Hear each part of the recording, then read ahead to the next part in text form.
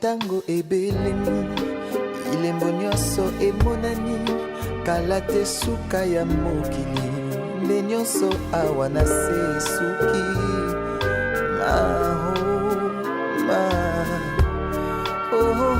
yawe papa Mungu natondi na nkanda lokola ntambo akongoloma solo alingi nde koboma kopanza pe koyiba bontango na ye tikali moke. Shalom, shalom, bien-aimés dans le Seigneur. Nous nous retrouvons encore aujourd'hui. Je suis très heureux de vous savoir nombreux derrière vos petits écrans ou soit votre ordinateur ou votre téléphone. Que ce soit, vous êtes là nombreux à nous suivre. Je sais qu'il y a plusieurs abonnés. Si vous n'êtes pas encore abonné à notre chaîne Ministère Jésus-Christ appelle au salut, veuillez vous abonner et puis aussi marquer la cloche pour que nos prochaines émissions, vous ne pouvez pas en manquer. Alors aujourd'hui, nous allons parler de la lampe prophétique. Pour rappel, nous avons deux émissions. L'âme prophétique et puis au commencement était la parole. L'âme prophétique, nous analysons les événements politiques, les événements économiques, les événements sociaux en rapport avec les prophéties bibliques des temps de la fin. Tandis que la deuxième émission qui est au commencement était la parole, nous parlons de la doctrine, la sainte doctrine biblique. Alors aujourd'hui notre émission, nous allons parler de l'âme prophétique et le thème c'est l'église en perdition. L'église en perdition. Alors c'est un thème très important qui va nous montrer comment est-ce qu'il y a une crise partout. Il y a une crise partout. Il n'y a que ceux qui sont des aveugles spirituels qui ne voient pas qu'il y a des crises dans le monde. Dans toutes les trois composantes prophétiques, c'est-à-dire les nations, l'Église et Israël. Alors, nous allons d'abord commencer par lire notre texte biblique. C'est dans Marc chapitre 6 à partir du verset 45 jusqu'à 51. Nous lisons au nom de Jésus-Christ. Aussitôt après, il obligea ses disciples à monter dans la barque et à passer avant lui de l'autre côté vers Bethsaïda, pendant que lui-même renverrait la foule. Quand il lui renvoyait, il s'en alla sur la montagne pour prier. Le soir étant venu, la barque était au milieu de la mer et Jésus était seul à terre. Il vit qu'ils avaient beaucoup de peine à ramer, car le vent leur était contraire. À la 4e veille de la nuit environ, il alla vers eux, marchant sur la mer et il voulait les dépasser. Quand ils les virent marcher sur la mer, ils crurent que c'était un fantôme et ils poussèrent des cris, car ils les voyaient tous et ils étaient troublés. Aussitôt, Jésus leur parla et leur dit, « Rassurez-vous, c'est moi, n'ayez pas peur. » Puis, il monta vers eux dans la barque et le vent cessa. Ils furent en eux-mêmes tout stupéfaits et remplis d'étonnement. Voilà, c'est notre texte dans lequel nous allons appuyer les thèmes d'aujourd'hui qui est l'église en perdition. Réellement, quand nous voyons le monde, comment ça se passe aujourd'hui, il n'y a que des gens qui n'ont pas les yeux spirituels pour ne pas voir ce qui se passe, ou soit ceux qui n'ont pas des oreilles spirituelles pour ne pas voir, pour ne pas entendre ce qui se passe dans le monde entier maintenant. Alors, pour rappel, quand nous parlons des composantes prophétiques, il y a trois composantes. Et vous allez voir dans les trois composantes, il y a des crises. Et ces crises nous montrent que le Fils de l'homme est proche pour venir chercher son église. La première composante, pour rappel, c'est Israël. Comme vous savez, il est issu des promesses, de l'adoption, des alliances, et alliances que Dieu a fait avec Abraham. Dieu a fait cette alliance avec Abraham et puis il y a un peuple qui est issu de cela et c'est par ce peuple qu'est issu Jésus-Christ pour le salut de l'humanité. Donc Israël, il y a des promesses, il y a des prophéties qui ne concernent que Israël. Ça c'est la première composante prophétique. La deuxième composante prophétique c'est l'Église. L'Église, telle que vous savez, c'est issu de l'alliance que Jésus-Christ a faite avec son Église. Il a dit, voici l'alliance que j'ai faite avec vous par mon sang. ceci est le sang de l'alliance. Vous pouvez lire ça dans Matthieu. Alors, maintenant, tous ceux qui ont reçu Jésus-Christ comme Seigneur et Sauveur entrent dans cette nouvelle alliance. Comme il y a l'ancienne alliance qui était pour Israël, la nouvelle alliance c'est pour l'Église. Maintenant, la troisième composante, c'est la composante les nations. Les nations, ce sont des peuples qui sont nés dans l'alliance avec Israël et encore moins de l'alliance avec l'Église. Donc, c'est-à-dire, comme ce sont des alliances de salut. Donc, ceux qui sont dans les nations, pour être sauvés, ils doivent recevoir Jésus-Christ et entrer dans l'alliance avec Jésus-Christ. Et c'est là maintenant qu'ils seront sauvés en recevant Jésus-Christ comme Seigneur Sauveur. Mais aussi longtemps qui n'ont pas reçu Jésus-Christ comme Seigneur Sauveur et ils ne sont pas des Juifs, c'est-à-dire c'est un peuple qui va vers un jugement pour avoir refusé l'alliance, pour avoir refusé la parole de Dieu, pour avoir refusé le salut qui leur est proposé dans la dispensation des temps de la fin, qui est la dispensation de l'Église. Alors, maintenant, remarquez la crise qui va se passer partout dans le monde.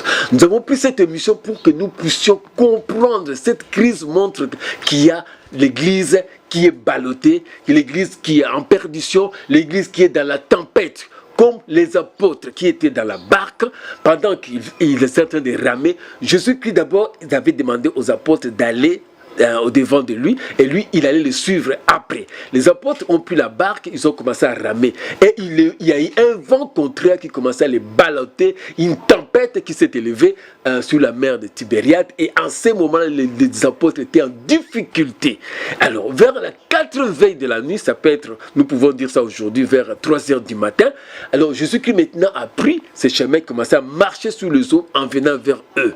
Alors, dans beaucoup de versions, vous allez voir qu'il n'y avait pas seulement une seule barque, il y avait plusieurs barques. Mais il y avait une seule barque dans laquelle il y avait les disciples. Les autres barques, c'était d'autres spectateurs qui avaient mangé le pain. Vous vous rappelez la multiplication de pain et de poissons. Alors d'autres personnes avaient suivi aussi Jésus qui avait pris leur barque. Mais Jésus qui ne viendra que dans la barque où il y avait que les apôtres, ses disciples. Il ne va pas entrer dans les autres barques. Alors vers la 4e heure de la nuit, il va entrer là-bas. Alors c'est le symbole des temps dans lesquels nous sommes. Il y a les tempêtes, il y a le vent qui s'élève, il y a la crise partout. Prenons aujourd'hui ce que nous appelons la composante Israël. Depuis le 7 octobre 2023, vous savez qu'il y a la guerre en Israël, la guerre des Hamas contre Israël. Et cette guerre-là, aujourd'hui, nous sommes à plus de 31 000 qui sont déjà décédés du côté des Palestiniens. Du côté Israël, on a parlé de 1200, le chiffre n'est pas encore concret, on ne connaît pas très bien, mais ça montre qu'il y a beaucoup de morts et que maintenant cette crise qui a commencé le 7 octobre, parce qu'il y a des crises récurrentes, nous avons eu plus de centaines de conflits et plus de centaines de résolutions de l'Assemblée générale des Nations Unies pour résoudre ces conflits israélo-palestiniens, israélo-arabes, mais jusqu'à aujourd'hui, pas de solution.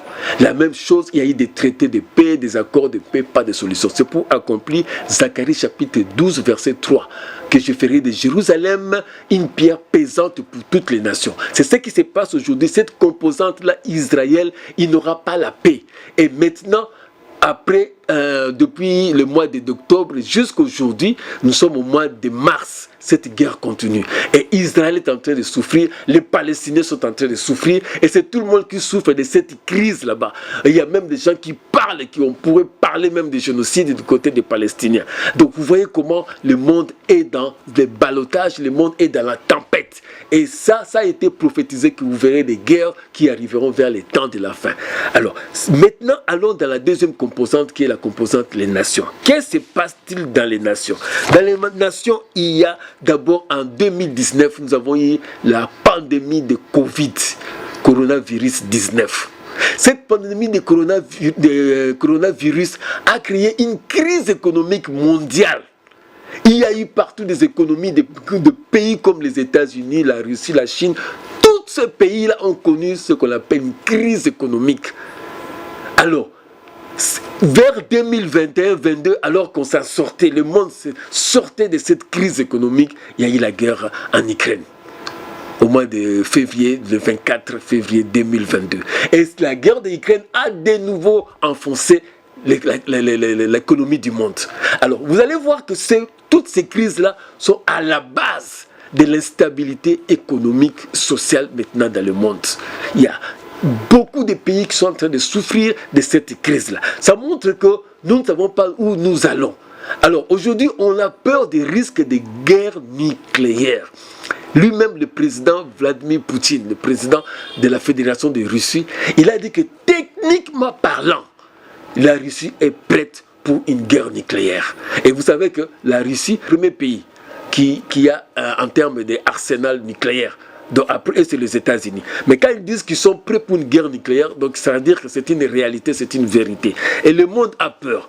Le monde a peur parce que personne ne sait là où cette crise en Ukraine va aboutir. Donc nous ne savons pas exactement où ça va aller. Mais ça nous montre qu'il y a une instabilité partout. Et dans les nations, à part la guerre qu'il y a en Ukraine, vous savez encore en France, le 4 mars 2024, ils ont inscrit dans la constitution de la République française l'interruption volontaire des grossesses. Maintenant, c'est institutionnalisé. Ça signifie que tuer des bébés, tuer des fœtus, maintenant c'est légal. Donc une femme peut avorter. Et il y a des gens qui sont contre, mais c'est-à-dire que l'État a autorisé qu'il y ait une femme qui veut avoir une interruption volontaire de grossesse, c'est son droit maintenant. Et c'est maintenant c'est sacré maintenant. Personne ne peut plus enlever ces droits-là aux femmes. Où allons-nous? Où nous sommes dans un pays où tuer les bébés, parce que le mot c'est ça, tuer des fœtus est devenu légal. Et c'est ça le monde dans lequel nous sommes. Non seulement ça, le monde est entré encore dans ces mariages-là homosexuels. On a légalisé dans beaucoup de pays occidentaux les mariages homosexuels.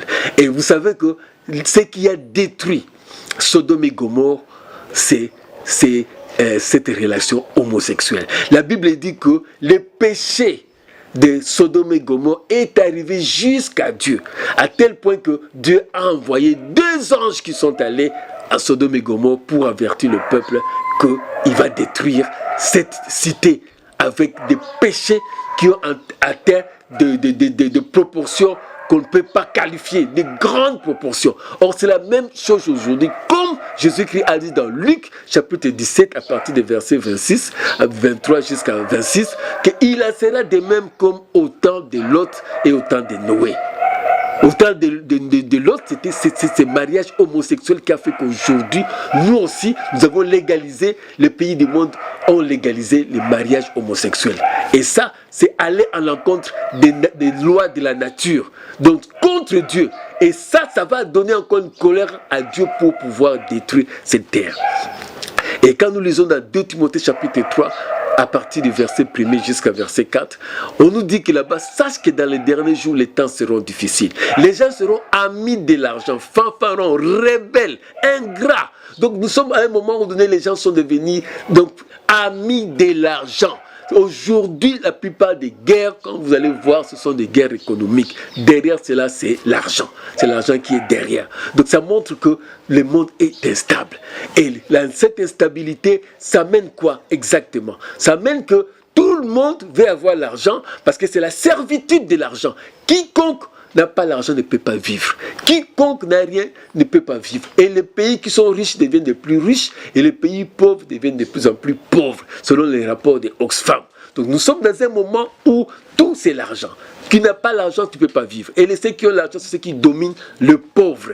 Et ça a créé encore de frustrations. Et on pense que même dans les années à venir, beaucoup des immigrés vont aller dans les pays occidentaux. Ce sont les immigrés économiques. Parce que dans leur pays, ils n'auront plus rien pour vivre, pour manger. Ils vont fuir et ça va créer encore des frustrations, des fractures sociales. Ça va créer encore des problèmes parce que tout le monde va aller vers les pays où, soi-disant, il y a une sorte de stabilité économique comme l'Europe, les continents européens ou américains. Vous voyez comment les gens sont en train de mourir. Ceux qui veulent traverser la rivière là-bas, le fleuve au niveau du Mexique pour aller aux États-Unis, ou bien ceux qui veulent traverser la mer Méditerranée. Donc tout cela, vous voyez comment les gens sont en train de mourir parce que les gens n'ont pas le choix. Ils se disent que je reste dans mon pays, je vais mourir de faim. Autant mieux tenter l'aventure pour aller là où je peux au moins avoir la nourriture. Donc c'est au péril de leur vie que les gens traversent. Les immigrés illégaux traversent la mer Méditerranée pour arriver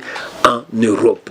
Et cette instabilité va devenir encore plus. Et quand nous parlons de la démographie, on voit que les pays sous-développés, ce sont les pays comme en Afrique, qui seront parmi les pays qui auront beaucoup plus de population. On pense de Nigeria, on pense de la RDC, on pense de l'Inde. Ce sont des pays qui auront maintenant une démographie très élevée. Ce sont les pays les plus peuplés dans le monde d'ici 2050. Et cela, ça va créer encore des frustrations, ça va créer encore des instabilités parce que où ces pays vont trouver la nourriture pour nourrir toutes ces bouches-là supplémentaires.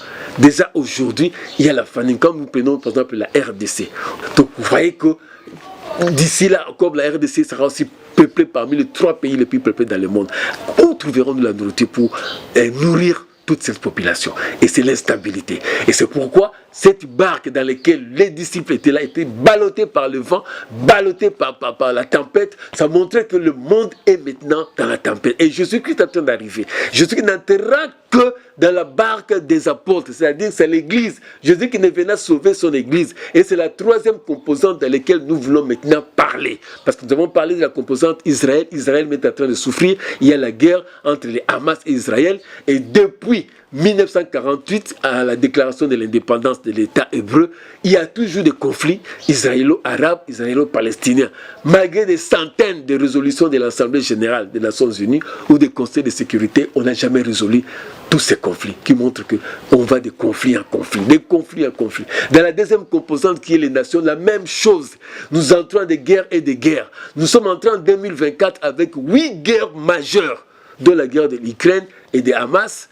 Toutes ces guerres-là font partie que chaque jour, nous déplorons des décès, des morts.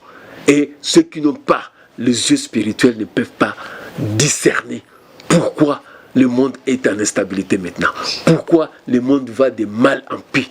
Il n'y a que les gens qui croient que demain, on aura un monde meilleur, alors que la Bible nous dit que ce monde va aller encore de mal en pis parce que Dieu a préparé une nouvelle terre et de nouveaux cieux. Et ce que nous avons maintenant disparaîtra. Dieu n'a pas dit que demain, nous aurons un monde meilleur. C'est ce monde, c'est la terre dans laquelle nous vivons aujourd'hui, ce monde disparaîtra. Mais il y aura un jugement. Alors, bien aimé, il faut bien comprendre les signes des temps de la fin.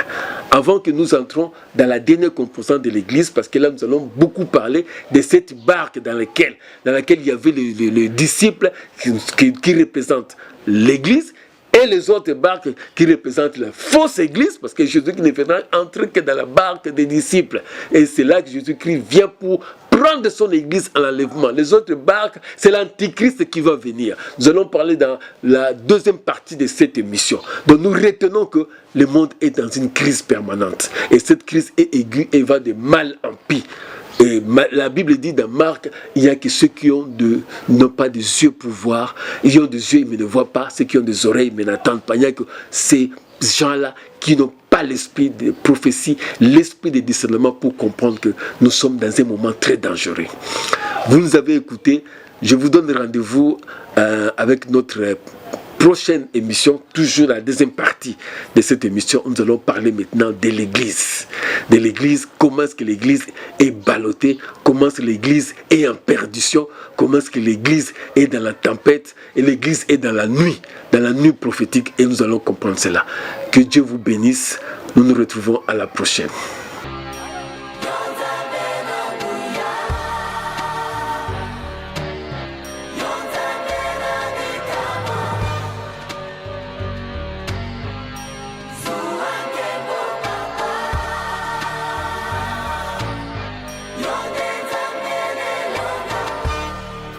lelo ntango ebelemi bilembo nyonso emonani kala te suka ya mokili nde nyonso awa na se suki